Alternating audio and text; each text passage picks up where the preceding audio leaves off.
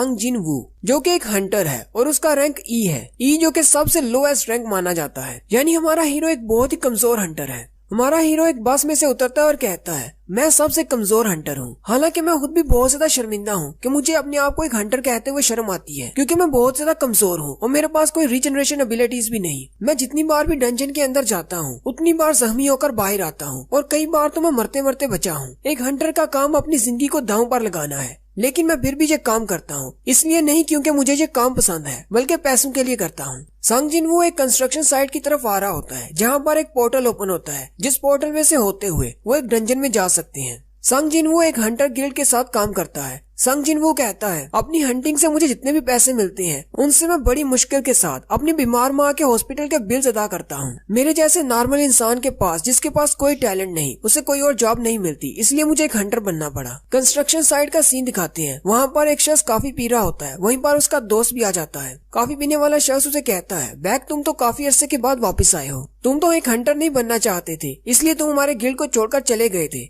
बाक उसे कहता है, असल में मेरी बीवी प्रेग्नेंट है, हमारे यहाँ दूसरा बेटा होने वाला है, इसलिए मुझे पैसों की जरूरत थी। उसका दोस्त उसे कहता है, ज्यादा पैसे कमाने के लिए एक डंजन के अंदर जाकर हंटिंग करने से ज्यादा आसान काम और कोई भी नहीं। बाक उसे कहता है, लेकिन मैं बहुत ज्यादा परेशान हूँ, क्योंकि मैं काफी अरसे से डंजन के अंदर नहीं गया, पता नहीं मेरे स्किल्स काम करेंगे भी या नहीं, कहीं मैं सबसे पीछे न रह जाऊँ। उसी वक्त काफी वाला शख्स पीछे की तरफ देखता है तो सांग जिन वो आ रहा होता है। वो उसे कहता है, तुम्हारा शुक्रिया आने के लिए। जबकि बाकी के सारे हंटर भी सांग जिन वो को देखकर बहुत ज्यादा खुश होते हैं और उसे कहते हैं, तुम तो वाकई में आज भी आ गए, तुम तो बहुत ही अच्छे लड़के हो। कॉफी वाला शख्स सांग जिन वो से कहता है, क्या तुमने खाना खाया? सांग जिन वो से कहता है, हाँ मैंने खा लिया, मेरे बारे में इतनी फिक्र करने के लिए आपका शुक्रिया। बाक उस शख्स से पूछता है, ये लड़का कौन है? क्या ये बहुत ही एक्सपीरियंस हंटर है जो सारे लोग इसको देखकर बहुत ज्यादा खुश हैं? वो शख्स हंसना शुरू हो जाता है। बाक से कहता है, तुम्हें नहीं पता, क्योंकि तुम जब छोड़कर गए थे तभी ये लड़का यहाँ पर आया था। इसका निकनेम तुम्हें बताऊं तो तुम भी हंसना शुरू कर दोगे। इसका निकनेम ये है, दुनिया का सबसे कमजोर हंटर, क्योंकि ये यहाँ पर जितने भी हंटर्स हैं उनमें से सबसे ज्यादा कमजोर है। वैसे तो इसका रैंक ई है, लेकिन जितनी बार भी ये डंजन में जाता है ये ई रैंक के मॉन्स्टर से भी मार खाकर वापस आता है। बाकू से कहता है, वो हमारी बातें सुन सकता है, वो बहुत ज्यादा करीब है। जबकि सांग जिन वो भी उनकी बातें सुन लेता है और कहता है, मैंने इन लोगों की सारी बातें सुन ली, लेकिन मैं क्या कर सकता हूँ, मैं हूँ ही सबसे ज्यादा कमजोर। सांग सीधा कॉफी वाले के पास जाता है और उसे कहता है, क्या मुझे एक कॉफी का कप मिल सकता है? वो उसे कहता है, नहीं, सारी कॉफी खत्म हो गई। सांग और भी ज्यादा उदास हो जाता है और कहता है, आज तो मुझे कॉफी भी नहीं मिली, आज का दिन तो बहुत ज्यादा बुरा है। उसी वक्त एक लड़की जिसका नाम जूही होता है, वो सांग पर चिल्लाना शुरू कर देती है और कहती है, तुम फिर से जख्मी होकर वापस आए हो। सांग उसे कहता है, क्या तुम भी हमारे साथ डंजन में जाने वाली हो? जूही उसे कहती है, हाँ मैं भी जाने वाली हूँ, लेकिन मुझे ये बताओ तुम्हारे चेहरे पर ये चोट कैसे लगी? सांग उसे कहता है, मुझे नहीं पता, हंटिंग के दौरान शायद मुझे कुछ चोट लग गई। जूही उसे कहती है, अच्छा ऐसा क्या हुआ था हंटिंग के दौरान? फिर वो दोनों बैठ जाते हैं। सांग उसे सारी बात बताता है। जूही उसे कहती है, क्या तुम इतने ज्यादा जख्मी थे कि तुम्हें हॉस्पिटल जाना पड़ा? सांग उसे कहता है, हाँ, हम लोग ई रैंक के मिशन पर थे और वहाँ पर सारे ई रैंक के मॉन्स्टर थे और मेरी सारी टीम में से मैं ही अकेला था जो बहुत ज्यादा जख्मी हो गया। जूही उसे कहती है, लेकिन ऐसा कैसे हुआ? क्या तुम्हारे पास कोई हीलर नहीं था?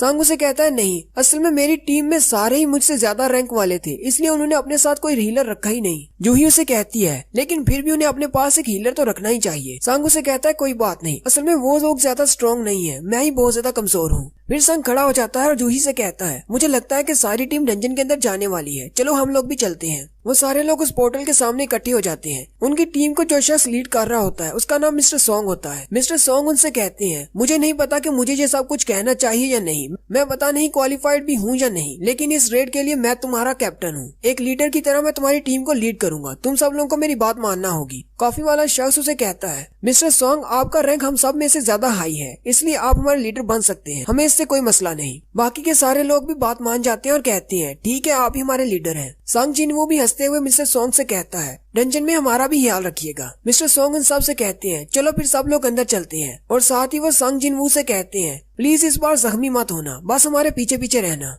सांग जिन वो पोर्टल से अंदर दाखिल होते हुए कहता है, इस बार मुझे अपना बेस्ट देना होगा, क्योंकि मुझे काफी सारे पैसों की जरूरत है। पूरी टीम के अंदर चले जाने के बाद काफी वाले दोनों शख्स बाहर खड़े होते हैं। दूसरा उसे कहता है, तुम किस बारे में सोच रहे हो? पहले वाला उसे कहता है, मैं तो बस सांग जिन वो को लेकर थोड़ा सा परेशान हूँ, आज तो मैं उसे काफी भी नहीं दे पाया। दूसरा लड़का उससे पूछता है, वो तो इस ग्रुप का सबसे वीक हंटर है, वैसे इस डंजन का डेंजर लेवल क्या है? दूसरा शख्स उसे कहता है, इस डंजन का रैंक डी है। और साथ ही वो उसे कहता है, मैंने कभी भी सांग जिन वो को बिना जख्मी हुए डंजन से बाहर आते हुए नहीं देखा। नेक्स्ट सीन डंजन के अंदर का होता है। जूही जिनवू के जख्मों को हील कर रही होती है क्योंकि जिनवू फिर से जख्मी हो जाता है। जूही उसे कहती है हर बार तुम्हें ऐसे जख्मी होने की क्या जरूरत है, अगर इतना ही मुश्किल है तो तुम ये काम करते क्यों हो। जबकि वहीं पर बाकी के टीम मेंबर बाकी के मॉन्स्टर्स को मार रहे होते हैं। जूही उन सब की तरफ देखती है और कहती है यहाँ पर सारे मॉन्स्टर्स मर चुके हैं, मुझे लगता है ये रेड खत्म होने वाली है। वो सारे लोग अपने अपने मॉन्स्टर्स को मारने के बाद इकट्ठे हो जाते हैं और अपनी अपनी तारीफ कर रहे होते हैं। जूही जिनवू से पूछती है तुम्हारे पास कोई रीजन है, आखिर तुम ये हंटर का काम छोड़ क्यों नहीं देते। जिनवू हंसते हुए उससे कहता है मैं सिर्फ मजे के लिए ये काम करता हूँ, अगर मैं ऐसा ना करूँ तो मैं तो बोर होकर मर जाऊंगा। हालांकि अंदर से वो ये सोच रहा होता है अब मैं जूही को अपनी पर्सनल रीजंस तो नहीं बता सकता वरना मैं और भी ज्यादा शर्मिंदा हो जाऊंगा।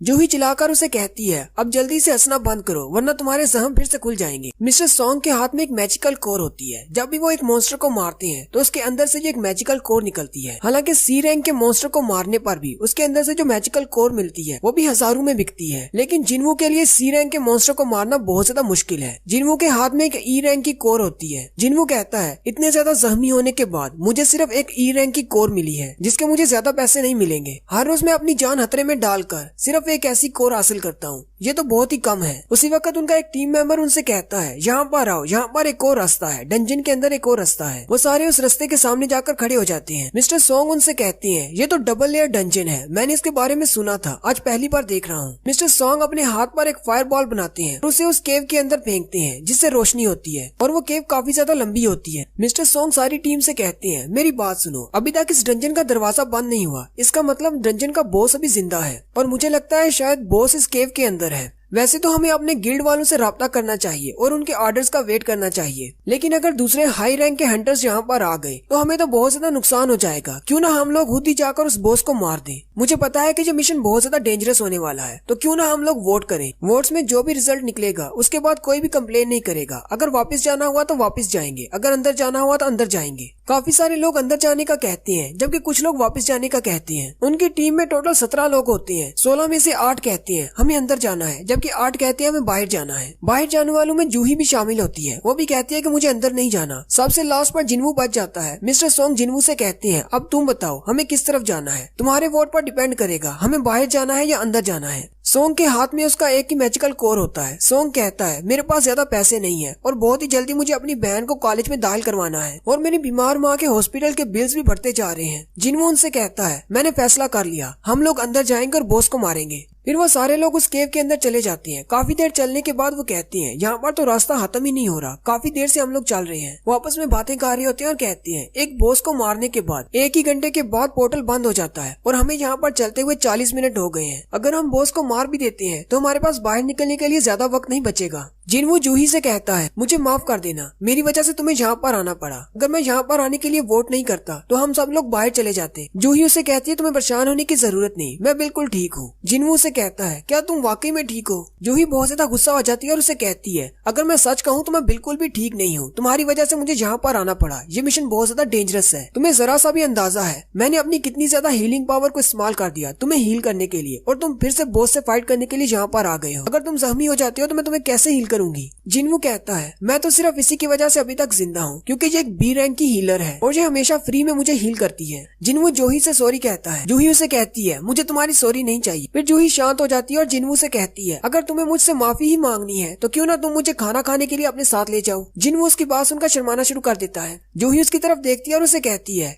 क्या तुम मेरे साथ खाना खाने के लिए नहीं जाओगे। जिनवू घबरा जाता है और उसे कहता है नहीं ऐसी बात नहीं है, हम दोनों डंजन से बाहर जाकर जाएंगे। आखिरकार वो सब लोग चलते हुए एंड तक पहुंच जाते हैं। वहाँ पर एक बड़ा सा दरवाजा होता है। मिस्टर सॉन्ग उनसे कहते हैं मुझे लगता है कि इस दरवाजे के पार बॉस है। वो उस दरवाजे की तरफ देखकर कहती हैं अगर ये बॉस का रूम है तो ये इतना ज्यादा डेंजरस क्यों नहीं है, यहाँ पर तो बहुत सारे मॉन्स्टर्स होने चाहिए थे। मिस्टर सॉन्ग आगे बढ़ते हैं और दरवाजे को खोलते हुए उनसे कहते हैं क्या तुम यहाँ पर चल कर आने के बाद खाली हाथ वापस जाना चाहोगे। मिस्टर सॉन्ग उनसे कहते हैं मुझे लगता है कि हम लोग यहाँ पर आने वाले पहले हंटर है, अगर तुम लोगों को डर लग रहा है तो तुम लोग वापस जा सकती हो, मुझे अगर अकेले जाना पड़ा तो मैं अकेले ही अंदर चला जाऊंगा। सारी टीम वाले बातें करना शुरू कर देते हैं और कहते हैं मिस्टर सॉन्ग सी रैंक के हंटर हैं और उनके स्किल्स भी बहुत ही अच्छे हैं, हमें उन पर भरोसा करना चाहिए, चलो सब लोग अंदर चलते हैं। मिस्टर सॉन्ग सारे दरवाजे को खोल देते हैं। फिर वो सारे लोग अंदर दाखिल हो जाते हैं। वो लोग जैसे ही अंदर दाखिल होते हैं मिसालें जलना शुरू हो जाती हैं। मिस्टर सॉन्ग उनसे कहते हैं, मैंने कभी पहले ऐसी डंजन नहीं देखी, चलो सारे फैल जाते हैं और आसपास देखते हैं कोई काम की चीज है या नहीं। यहाँ पर देखकर तो नहीं लगता कि काफी अरसे से यहाँ पर कोई आया होगा। वहाँ पर सामने कुर्सी पर एक बड़ा सा स्टैचू होता है, जबकि इर्द गिर्द छोटे स्टैचूज होते हैं। उन स्टैचूज के हाथ में अजीब सी चीजें होती हैं, कईयों के हाथ में वेपन्स होते हैं और कईयों के हाथ में म्यूजिकल इंस्ट्रूमेंट्स। जिनवू उनको देखकर कहता है, यहाँ पर तो बहुत सारे स्टैचूज हैं, ये तो बहुत ज्यादा डरावना लग रहा है। इनको देखकर तो ऐसे लगता है जैसे ये हमें घूर रहे हों। उन सब का ध्यान सेंटर में बैठे हुए बड़े स्टैचू पर पड़ता है। वो कहते हैं, ये वाला तो बहुत ही बड़ा है, कहीं ये इन सब का बॉस तो नहीं। मिस्टर सॉन्ग उनसे कहते हैं, नहीं ये बॉस नहीं हो सकता, ये तो सिर्फ एक स्टैचू है। लेकिन बाकी सारे स्टैचूज में से सिर्फ यही एक है जो बहुत बड़ा है। वो सारे एरिया को चेक करने के बाद कहते हैं, यहाँ पर तो एक भी मॉन्स्टर नहीं है, ना ही कोई बॉस है, सिर्फ इन स्टैचूज के अलावा कुछ भी नहीं। उसी वक्त मिस्टर सॉन्ग की नजर एक मैजिकल सील पर पड़ती है।